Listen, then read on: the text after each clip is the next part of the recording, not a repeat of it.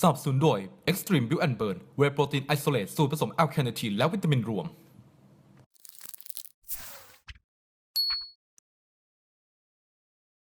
Building muscle isn't easy, but it doesn't have to be complicated. Dr. Rob Wildman, PhD in nutritional science, is here to teach you the 10 laws of building muscle. I'm Dr. Rob Wildman, and this is law number 2 for building muscle, train to gain. So the first main point in train to gain is what's your intensity? So intensity really refers to, and tension refers to the force challenge that the muscle faces. What's the stimulus? What's the challenge? So often we measure that in 1 repetition max, or how many reps you can do before the muscle fatigues. Typically, we like to guide people to do 6 to 12 reps in order to maximize the hypertrophic process. Anything less than that, you seem to be working more in gains in strength. Anything above that, 15 reps or higher, tends to help develop muscular endurance. Now, I'm not saying that, when you structure a workout, that your workout should not include rep ranges outside of the 6 to 12 because there can be added benefit above and below.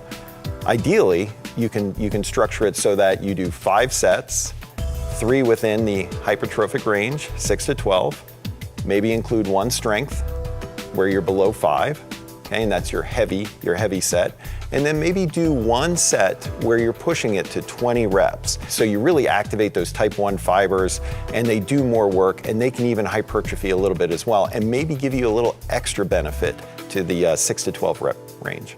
The second point is volume for victory. So volume really refers to, how much work are you doing in a given period of time? Okay, it's reps times the weight times the number of sets. And really, when it comes to the number of sets that you want to do for a targeted muscle over the course of the week, you really want to do more than 12 with that muscle group. And certainly the more that you do, the more volume could lead to greater gains. The third point is frequency. How often are you going to train that muscle group? Well, if you're only training it once a week, then you have to do a lot of volume on that one day. But if you split your routine so that you're working that muscle group 2 and 3 times during the week, it may lead to greater volume. Greater volume then could lead to greater gains. So training frequency can be an added benefit to structuring your muscle building program.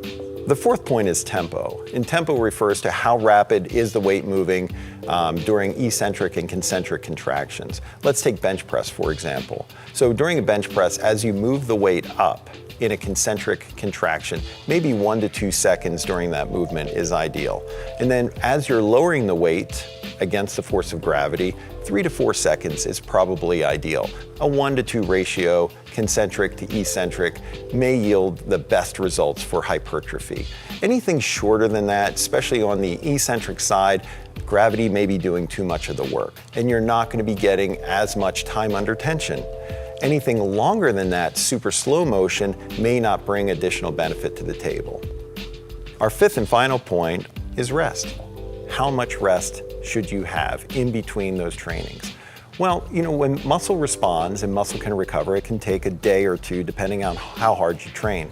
So you definitely don't want to train muscle hard within a 48-hour period.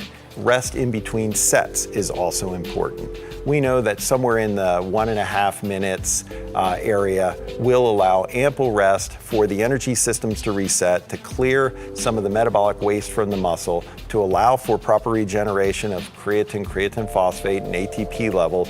You will be reset then to move into your next rep. So that concludes the second law of building muscle mass, train to gain.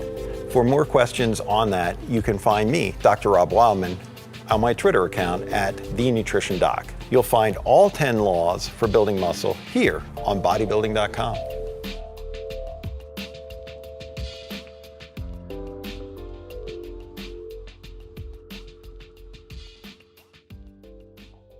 สนับสนุนโดย Extreme Build and Burn Whey Protein Isolate สูตรผสมแอลคาเนทีนและวิตามินรวม